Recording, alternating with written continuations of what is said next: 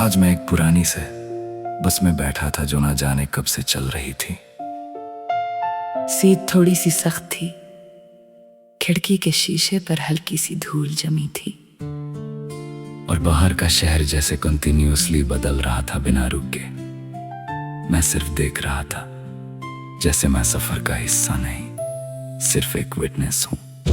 बस के अंदर लोग अपनी अपनी दुनिया में गुम थे।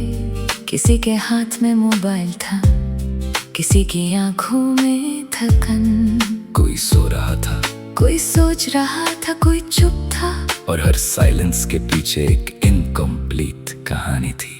मैंने खिड़की से बाहर देखा तो पेड़ पीछे भाग रहे थे, रोड लाइन से रिदम बना रही थी, और मुझे लगा जिंदगी भी शायद ऐसी ही होती है। हम खुद मूव कर रहे होते हैं, मगर लगता है सब कुछ चल रहा है। बस एक छोटी सी ढाबा टाइप जगह पर रुकी, वहाँ चाय की खुशबू हवा में फैल गई। मैं बिना सोचे उतर गया, जैसे किसी ने मुझे बोला हो रुक जाओ। और मैंने पहली बार उस आवाज को फॉलो किया हो। ढाबा के बाहर एक पुराना फैन धीरे धीरे घूम रहा था, उसकी आवाज भी एक रिदम बन गई थी। एक आदमी न्यूज़पेपर पढ़ रहा था उल्टा पकड़ के, और मुझे लगा यहाँ सब थोड़ा डिफरेंट तरीके से चल रहा है। मैंने चाय ली और बेंच पर बैठ गया। चाय का कप गरम था, मगर हाथ जल नहीं रहा था। शायद मैं भी थोड़ा नम हो गया था, या शायद चाय ही जेंटल थी। एक आदमी मेरे पास बैठा, उसने बिना देखे कहा, सफर कैसा चल रहा है? मैंने कहा, बस चल रहा है। वो हंसा और बोला, यही तो जिंदगी है। वो लाइन सिंपल थी, मगर अंदर तक चल गई, जैसे किसी ने कॉम्प्लिकेटेड चीज को सिंपल बना दिया हो।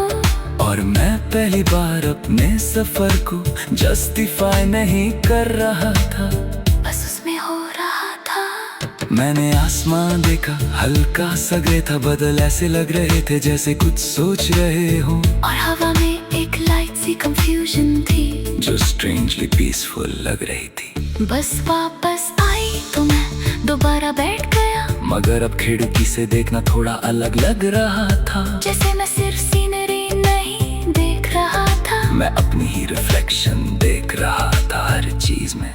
हर गांव, हर ट्री, हर बिल्डिंग मुझे कुछ कह रहा था, मगर वर्ड्स में नहीं, फीलिंग में। और मैं पहली बार बिना ट्रांसलेट किए समझ रहा था जो भी समझ आता था। एक छोटी सी लड़की बस के अंदर कैंडी खा रही थी।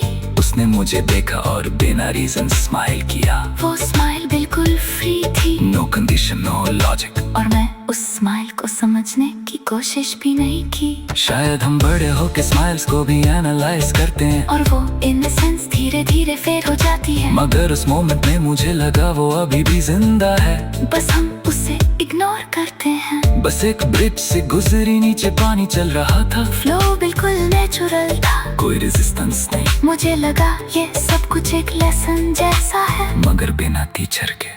मैंने अपना फोन चेक नहीं किया पूरे सफर में, ये अजीब लग रहा था, मगर लाइट भी जैसे एक लेयर नॉइस की हट गई हो, और सिर्फ रियल वर्ल्ड रह गया हो।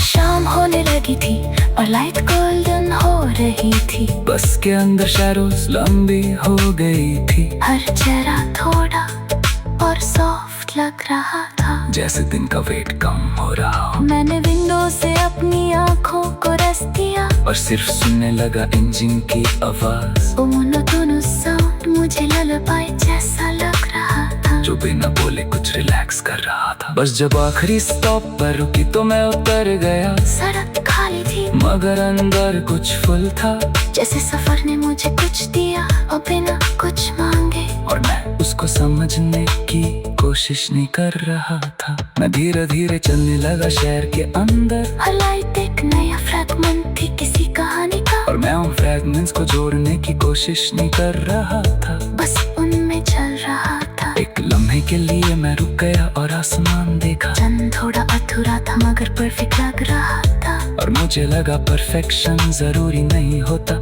बस होना काफी होता है।